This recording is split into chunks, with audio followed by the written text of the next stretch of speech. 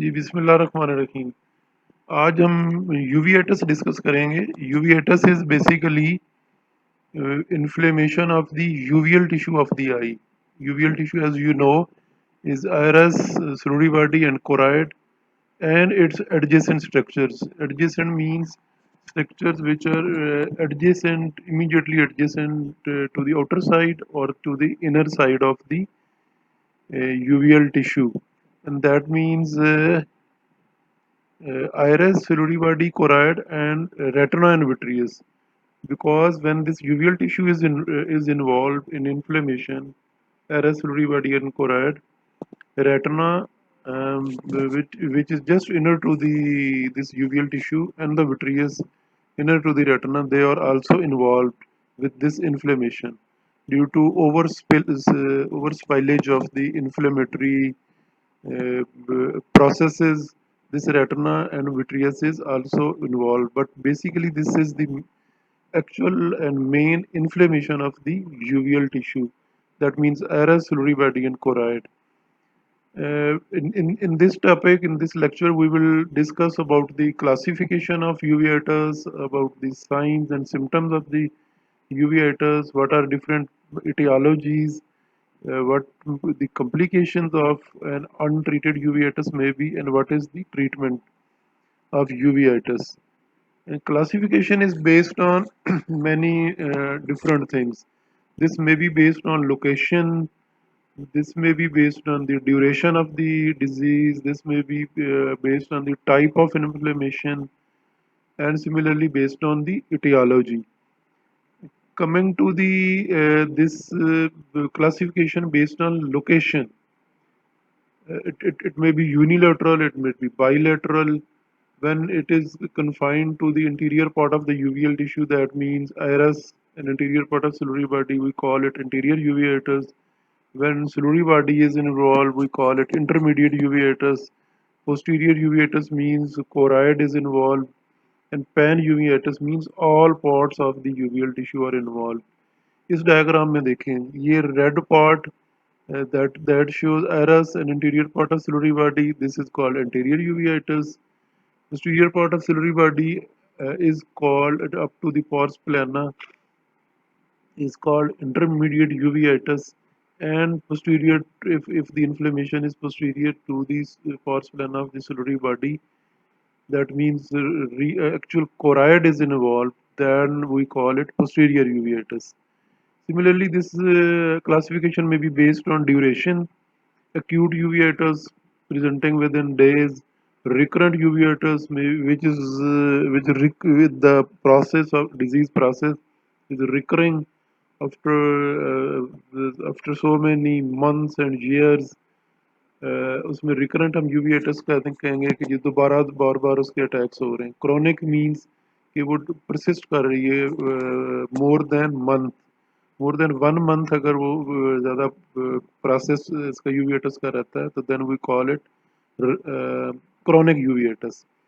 Similarly type of inflammation पे इसको हम क्लासीफाई कर सकते हैं. If the reaction in the anterior chamber and the capes on the this cornea, if they are granulomatous, the वो उसमें जब केपी को हम स्लिट लैम्प पे देखते हैं तो वो उसमें नज़र आ जाता है कि वो बटन फैट केपीज हैं, लार्ज केपीज हैं, तो then we call it granulomatous uveitis. और अगर फाइन डस्टी केपीज हैं, नॉन मटन फैट हैं, then we call it as non granulomatous uveitis. इस डायग्राम में आप देख सकते हैं कि लोकेशन पे डिपेंड करते हुए anterior, intermediate, posterior and pan uveitis, duration acute, chronic and recurrent, और टाइप पे granulomatous and non granulomatous. Similarly aetiology based classification हो सकती है. इसमें बड़ी इंटरेस्टिंग चीज़ है कि 60% of all uveitis remains idiopathic even after long list of investigations. हमें कुछ भी नहीं मिलता and we label this uveitis as idiopathic. इसलिए जब कोई अगर एक आई में एक्यूट अटैक हुआ है और इंटीरियर यूविएटस है, तो हम उसकी इन्वेस्टिगेशन नहीं कराते. इसको हम एक्यूट इडियोपैथिक इंटीरियर यूविएटस कह के उसको ट्रीट करते हैं. Mostly this is treated and never recurs. तो 60% तकरीबन इडियोपैथिक होते हैं। इन्फेक्शन काजेज हो सकती हैं, इसमें वायरल हो सकती हैं, बैक्टीरियल हो सकती हैं, प्रोटोजोआ हो सकती हैं, और इस तरह फंगल टाइप्स ऑफ यूवीएटस हो सकता है। Non infection means autoimmune diseases हैं डिफरेंट, और इस तरह की जो चीज़ें हैं एंटीजन एंटीबॉडी रिएक्शंस होते हैं, उससे ये यूवीएटस हो सकता है। Similarly masquerade uveitis, neoplastic and non neoplastic diseases, suppose के जी कोई सीए ब्रेस्ट है या सीए लंग है, वहाँ से कोई सेकेंडरी एक जाके यूवीएल टिश्यू में जाके बैठ गई और वहाँ पे वो रिएक्शन कर रही है, तो इनको हम कहते हैं मस्कुरेट सिंड्रोम्स और मस्कुरेट यूवीआइटिस। ये देखें कि idiopathic about 50 to 60%, non infection uveitis, इसमें एक बड़ा ग्रुप है HLA-B27 associated, about 20% of all the uveitis belong to this HLA-B27 associated uveitis. इसमें ये 4 डिफरेंट डिजीजेस हैं: ankylosing spondylitis, Reiter syndrome, ulcerative colitis and psoriatic uveitis और psoriasis. ये 4 diseases इस एक बहुत बड़ा लार्ज ग्रुप बनाती हैं। इनको हम कहते हैं HLA-B27 एसोसिएटेड यूवीआइटिस। तो ये इसमें आप याद रख लें। अरूप ए एनकालोजिंग और Reiter syndrome, U for ulcerative colitis and P for psoriasis. इसी तरह ये और कुछ हैं non infection uveitis, juvenile idiopathic arthritis और जुविनाइल रोमाटॉइड अर्थराइटिस इसको कहते हैं, sarcoidosis, Behcet disease, systemic lupus erythematosus, SLE and multiple sclerosis. ये नॉन इन्फेक्शन यूवेटस हैं। इन्फेक्शन यूवेटस में वायरल में herpes simplex, herpes zoster, HIV और इस तरह की जो वायरसेस हैं ये इन्वॉल्व करके यूवीएटस काज कर सकती हैं। बैक्टीरियल में ट्यूबरकुलोसिस, सिफिलिस और इस तरह के जो हैं डिजीजेज ये यूवीएटस कर सकती हैं। प्रोटोजोआ में टॉक्सोप्लाज्मोसिस ये यूवीएटस कर सकता है, और ये इन्फेक्शन यूवीएटस है। Coming to the symptoms, symptoms में बहुत माइल्ड यूवीएटस है तो एसिम्टोमेटिक हो सकता है, बट मेन जो इसकी साइन सिम्टम्स होती हैं they are photophobia, pain in eye, redness in eye, red patient कहता है जी मेरी आंख रेड हो रही, डिक्रीज्ड विजन हो सकती है उसकी, और अगर बहुत क्रॉनिक केसेस हों या कुछ टाइप्स ऑफ यूवीएटस हैं उसमें स्किन चेंजेस आती हैं, स्किन अराउंड द आई उसमें चेंजेस आती हैं। मेन सिम्टम्स जो हैं वो फोटोफोबिया हैं, फोटोफोबिया, पेन और steroid injection and decreased vision. तो ये 3-4 जो सिम्टम्स हैं, photophobia, pain in eye, redness and steroid injection, steroid congestion और डिक्रीज्ड विजन, तो ये हैं मेन इसकी सिम्टम्स ऑफ द यूवेटस। ये इस इन डायग्राम्स में देखें, ये देखें severe photophobia, patient avoids light, even the room light can not be tolerated. ये देखें वो डार्क ग्लासेस पहने होंगे और इस तरह की पिक्चर के साथ वो आपके पास आएगा। स्किन चेंजेस, ये देखें ये कुछ सिंड्रोम्स हैं, वीकेज सिंड्रोम है, बेशर डिजीज है, उसमें होता है। एलोपेशिया होता है, पोलियोसिस, पोलियोसिस मीन कि आई लैशेस का कलर वाइट हो जाता है। आई लैशेस आप देख रहे हैं कि इनका कलर, ये दरमियान में कुछ आई लैशेस वाइट होने शुरू हो जाए। इसी तरह ये pigmented depigmented patches around the eye और लिड के अंदर और फोरहेड के अंदर ये आते हैं। वीकेएच सिंड्रोम एक one of the type of uveitis उसमें होते हैं। ये देखें विटिलिगो और इन द लिड्स यूवीएटस में हो सकती है इस तरह की पिक्चर। ये एसएलई में देखें butterfly rash typical of SLE. इसमें अगर हम आई को एग्जामिन करेंगे तो देयर में बी यूवीएटस। सिलुरी कंजेशन आप देख रहे हैं, इसमें कंजक्टाइवल कंजेशन है ये नीचे, और ये दिस सिरकम सिलुरी कंजेशन ये देखें जो कॉर्निया के जस्ट सराउंड कर रही है, सिलुरी कंजेशन इसको कहते हैं। ये देखें सिलुरी कंजेशन की एक और diagram. Severe acute severe cases में hypopion बन सकता है, severe this inflammatory debris in the interior chamber हो सकती है, pupil myose हो जाती है क्योंकि जब इन्फ्लेमेटरी प्रोसेस होता है तो स्फिंक्टर प्यूपिली इन्फ्लेम्ड होता है और उसको उसका स्पाज्म होता है, दैट कॉजेज पेन, ये पेन की वजह है that is due to ciliary spasm resulting from inflammatory inflammation in the uveal tissue involve हुआ, आरएस में इन्फ्लेमेशन हुई, जो सिलरी स्फिंक्टर प्यूपिली मसल है वो उसका स्पैज्म होता है और वो पेन करता है, इसीलिए हम इन पेशेंट्स को पेन रिलीफ करने के लिए साइक्लोप्लेजिक ड्रग्स यूज करवाते हैं कि वो सिलरी स्पाज्म को उसकी स्फिंक्टर प्यूपिली के स्पैज्म को कम करता है और उससे पेन रिलीफ होता है। सिलरी कंजेशन आप देख रहे हैं, miosis, hypopyon, signs of this uveitis, इसमें हमने देखा कि जी ये keratic precipitates are basically deposition of inflammatory cells onto the posterior surface of the cornea, that is endothelium।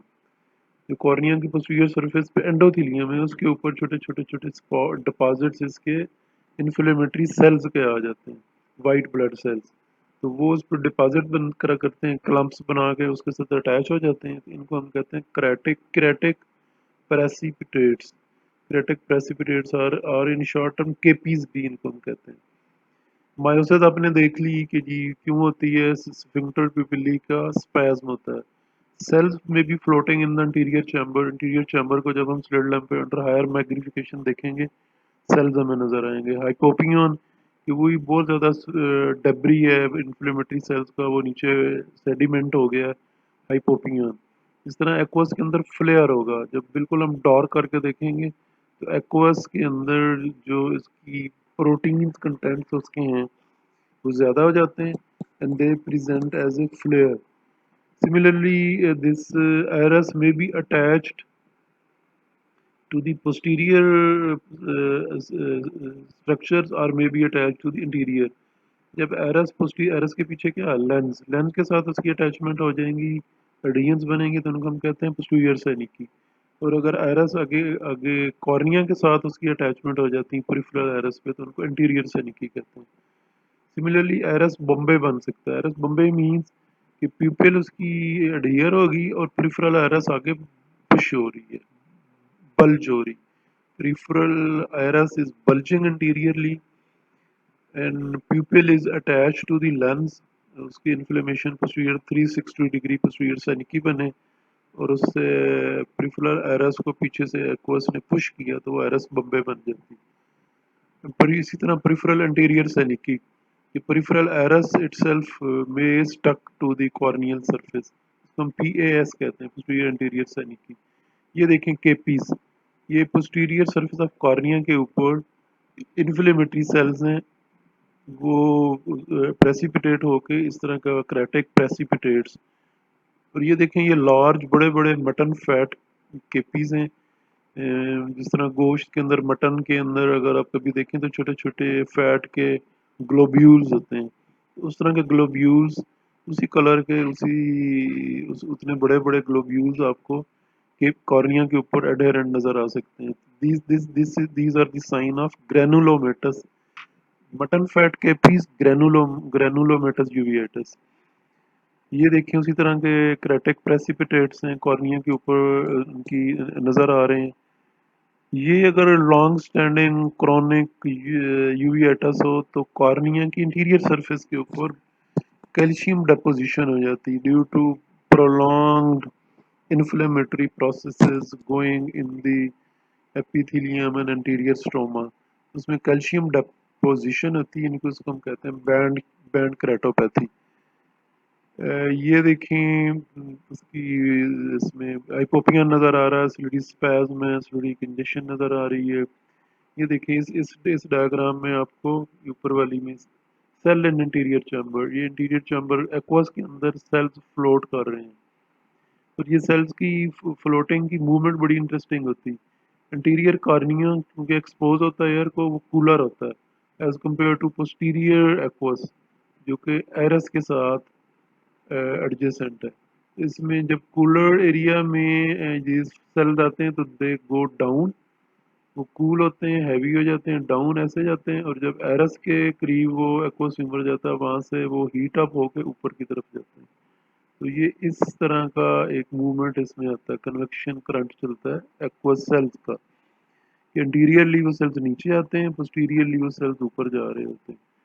ठीक है, इस तरह ये एक्वस फ्लेयर आप देख रहे हैं कि ये वाला एरिया जो है एक्वस का वो वैसे ब्राइट सा नज़र आता है। ये बिल्कुल उसी तरह होता है जैसे अगर रोशनदान से आपकी सनलाइट कमरे में आ रही है तो कमरे के अंदर जितने एयर के अंदर सस्पेंडेड पार्टिकल्स होते हैं और वो आपको एक ऐसी रे की तरह नज़र आते हैं और सस्पेंडेड पार्टिकल्स नज़र आते हैं। वो सेल्स होते हैं पार्टिकल्स, और जो लाइट का एक रे सी नज़र आ रही है वो फ्लेयर, उसको हम फ्लेयर कहते हैं।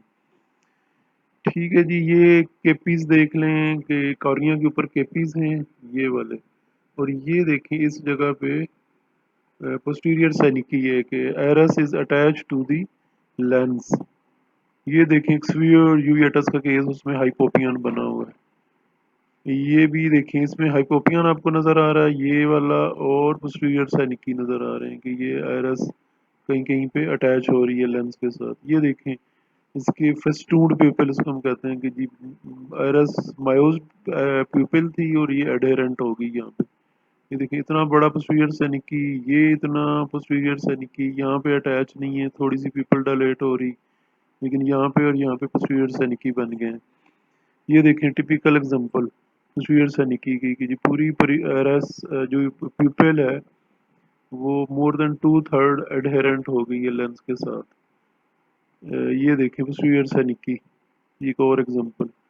ये देखें पोस्टीरियर सैनिकी को अंडर मैग्निफिकेशन उसने दिखाया, ये एक सैनिकी को उसने फोकस किया और ये उसकी बैक रिट्रोल्यूमिनेशन है कि यहाँ से फंडल ग्लो नज़र आ रही है और ये एरस का इतना पार्ट ये लेंस के साथ अटैच हो गया है। ये सेम इस तस्वीर की रिट्रोल्यूमिनेशन है, ये इसमें अब नज़र आ रहा है। ये देखिए पोस्टीरियर सैनिकी है, रेगुलर प्यूपिल है, और एक इंटरेस्टिंग फाइंडिंग और होती है कि बाज़ दफ़ा यूवेटस में नोड्यूल्स बन जाते हैं। अगर ये नोड्यूल्स प्यूपिल मार्जिन के ऊपर हैं, ये देखें इस तरह के कॉपी नोड्यूल्स ये बनते हैं लेप्रोसी में, और कॉपी नोड्यूल्स ये यहाँ पे प्यूपिल मार्जिन के ऊपर अगर है तो इसको हम कोपे नोड्यूल्स कहते हैं, और यही नोड्यूल अगर इधर परिफेरल बेस ऑफ एरस पे होगा तो इनको हम बुसाका नोड्यूल्स कहते हैं। ठीक है जी, ये यूवी इसकी कॉम्प्लिकेशंस ऑफ यूवीएटस, और ये अपने हमने पहले भी डिस्कस किया कि पेरिफेरल इंटीरियर सैनिकी रूबियोसिस एरिडस, एरिडस means new blood vessels are formed on the surface of the iris, new vessels on the Eris, NVI भी इसको कहते हैं। रूबियोसिस एरिडस प्रेशर इनिशियली कम होता है इंट्राकुलर प्रेशर यूवेटस में, लेकिन अगर प्रोसेस डिजीज प्रोसेस को मैनेज ना करें या ओवर ट्रीट करें तो प्रेशर में भी रेज्ड, इंट्राकुलर प्रेशर रेज्ड होता है लेट स्टेजेस में, लेकिन initially due to excessive release of prostaglandins from the inflammation of uveal tissue intraocular pressure कम हो जाता है क्योंकि इसमें यूवियोस्क्लेरल आउटफ्लो इज इंक्रीज। इस तरह कैटरेक्ट बन सकता है, पोस्टीरियर सब कैप्सुलर कैटरेक्ट, और फिर ये पोस्टीरियर सैनिकी जो बनते हैं ये लेंस को ओपेक कर देते हैं। पीछे रेटिना और कोराइड, कोराइड के साथ अगर रेटिना इन्वॉल्व हो गया तो हम कोरियो रेटिनाइटिस कहते हैं, उसकी स्कारिंग हो सकती है, और वो डिपेंड करता है कि जी स्कारिंग कहाँ पे है। अगर फोविया मैकुला पे स्कारिंग है तो वो सीवियर लॉस ऑफ विजन करेंगे, और अगर प्रिफरी पे है तो vision is almost reserved. Optic disc swelling हो सकती है, और इसको हम पेपेलेडीमा की डीडी में भी यूविएटस को लाते हैं। ये देखिए multifocal choroiditis, choroid is involve basically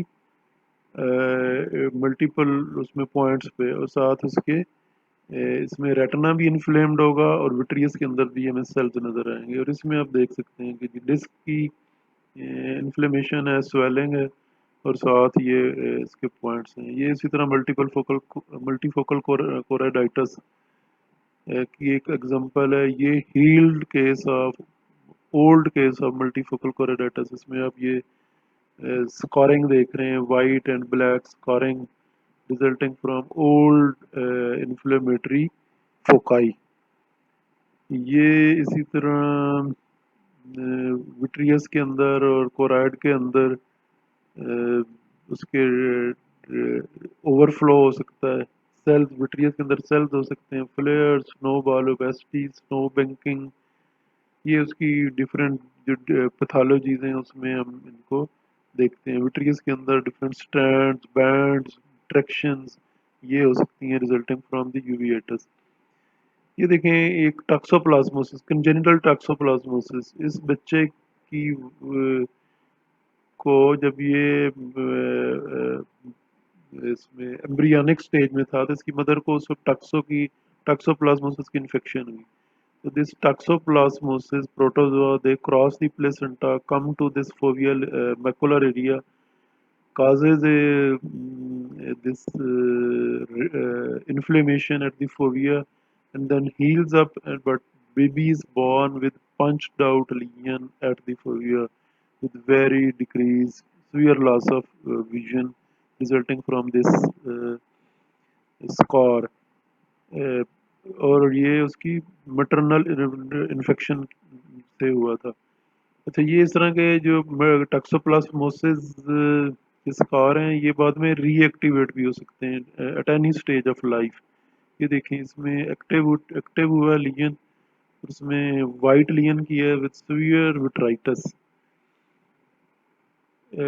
complication of the uveitis में one of the very important cause or complication of uveitis is decreased vision resulting from cystoid macular edema। ये देखिए मैकुलर एरिया में सिस्टिक स्पेसेस रेटिना के अंदर आ गई हैं और fluid आ गया, और ये इस तरह की सिस्टिक स्पेसेस आपको हमें नज़र आएंगी। और अगर हम एफएफए करेंगे तो ये पेटलाइड फ्लावर पेटल की तरह का एक यहाँ पे लीकेज हमें नजर आएगी, और ओसीटी करेंगे तो ये सिस्टिक स्पेसेस इन रेटिना में नजर आएंगे। ठीक है जी। हाँ, ये रेटिनल नेक्रोसिस ट्यूबरकुलोसिस में हो सकती है, और एचआईवी के केसेस में सीएमवी रेटिनाइटिस वेस्कुलाइटिस में इस तरह का ये वेस्कुलाइटिस हुआ और साथ रेटिना इन्वॉल्व हो गया, तो इसको हम सीएमवी रेटिनाइटिस भी कहते हैं। ये एड्स के अंदर इस तरह की पिक्चर हो सकती है जी। अब तक हमने क्लासिफाई कर लिया, साइन, सिम्टम्स, कॉजेज और कॉम्प्लिकेशंस इसकी देख ली यूवेटस। Coming to the investigation, mostly no investigation is required because 50 to 60% cases they are idiopathic।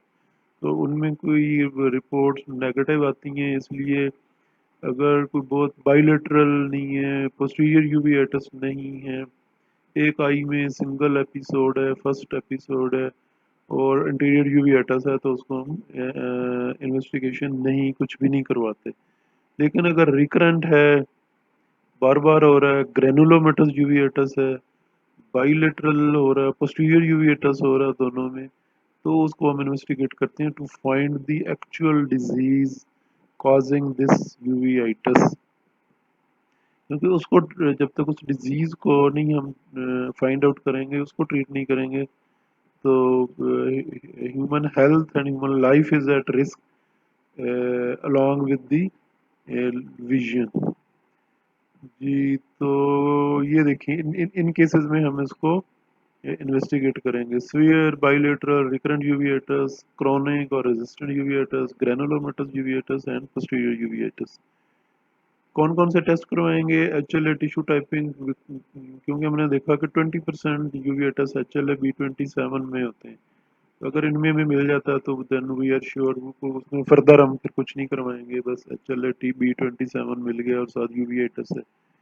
Syphilis, serology, ESR, CRP, blood complete, ANA, ये एन का करवाते हैं, serum S angiotensin converting enzyme sarcoidosis में raise हो जाते हैं। क्वांटिफेरॉन टीबी गोल्ड टेस्ट, ये TB को रूल आउट करने के लिए। एचआईवी एक्सरे चेस्ट में बहुत कुछ बता देता है, सार्कोइडोसिस ट्यूबरकुलोसिस। और इसी तरह एक्सरे सैक्रोइलियक जॉइंट ये हम कर लेते हैं एनकालोजिंग स्पैंडिलाइटिस के लिए। ये देखें इस तस्वीर में बैम्बू स्पाइन आपको हमें नज़र आ रही है। ये एक्चुअली B27 है, एनकालोजिंग स्पैंडिलाइटिस का केस है। और साथ ये देखें ये रिलेटिवली क्वाइट आई है लेकिन स्फीयर यूवेटस है, हाइपोपियन बना हुआ है और स्फीयर इंटीरियर चैम्बर रिएक्शन है। और जब हमने सैक्रोइलियक जॉइंट करवाया, एक्सरे करवाया, तो बैम्बो स्पाइन हमें नजर आई। सोरियासिस के केसेस में ये देखें जर्नल फिजिकल एग्जामिनेशन की इम्पोर्टेंस कि जी उसके अंदर सोरियासिस हमें मिल रहा है अगर स्किन में, तो इसके साथ यूवेटस हो सकता है। सार्काइडोसिस के पेशेंट्स में ये हाइलर लिम्फेडिनोपैथी हमें नजर आ रही है। Coming to the treatment of uveitis, एक चीज याद रखें, कोई भी डिजीज है, कोई भी प्रॉब्लम है, उसके हमने 3 स्टेप से, उसकी 3 डिफरेंट एंगल से उसको ट्रीट करना होता है। First is relieve the symptom of the patient. First treatment ये जो भी targeted at the relieving the symptom. Uveitis में हमने देखा कि उसको सीवियर फोटोफोबिया है और पेन है। और क्यों है? Due to spasm of the sphincter pupillae and ciliary body. Cycloplegics हम उसको देंगे फर्स्ट ऑफ ऑल, तो उससे उसको साइक्लोप्लीजिया होगा, उसका स्पैज्म रिलीज होगा सिलुरी बॉडी और एरस का, तो वो पेन फ्री हो जाएगा। उसको फोटोफोबिया भी कम हो जाएगा और वो पेन फ्री हो जाएगा। So first aim is to relieve the symptoms and discomfort of the patient. Other is to prevent vision threatening complications. Complications जो हो रही हैं कोई भी डिजीज की, तो उनको हमने प्रिवेंट करना है। इस केस में ये हमारे पास कॉम्प्लिकेशन हमने ऊपर देखी, कुछ वीर सनिकी बन रहे हैं, कटरेक्ट बन रहा है, यूवियाटस विट्राइटस हो रहा है, पीछे सीएमई हो रहा है। तो इन चीज़ों को बचने के लिए, उसके लिए हम स्टीरॉयड यूज़ करवाएंगे उसको बस, ताकि जो इन्फ्लेमेशन की कॉम्प्लिकेशंस हो रही हैं बाकी स्ट्रक्चर्स के ऊपर, उनको कम करने के लिए हम स्टीरॉयड यूज़ करवाएंगे। And then treat the underlying cause. अगर हमने इन्वेस्टिगेट कर लिया और हमें पता चल गया कि पेशेंट को ट्यूबरकुलोसिस है, सार्कोइडोसिस है, सिफिलिस है, तो उसको अकॉर्डिंगली हमने ट्रीट करना है।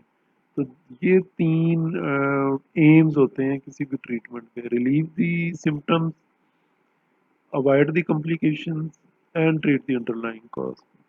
ये याद रख लें कि ये 3, कोई भी ट्रीटमेंट हो, कोई भी चीज़ हो, किसी भी मेडिसिन में, सर्जरी में, गायनी ऑप्स में, स्किन में, ईएनटी में, कहीं भी है, तो ये 3 प्रोंग स्ट्रेटेजी हमने टू ट्रीट दी डिजीज कर लेनी होती है।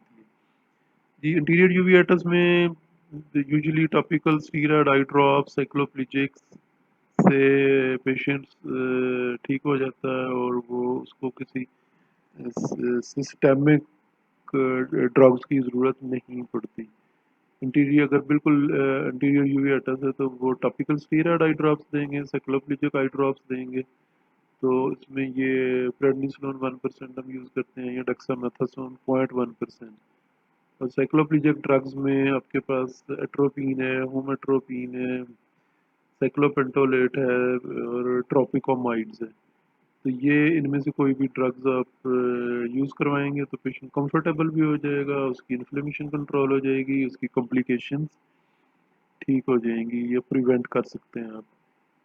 जी अगर इसी तरह ये पोस्टीरियर यूवियाटस है, तो ये याद रख लेंगे, posterior uveitis is not treated by topical eye drops.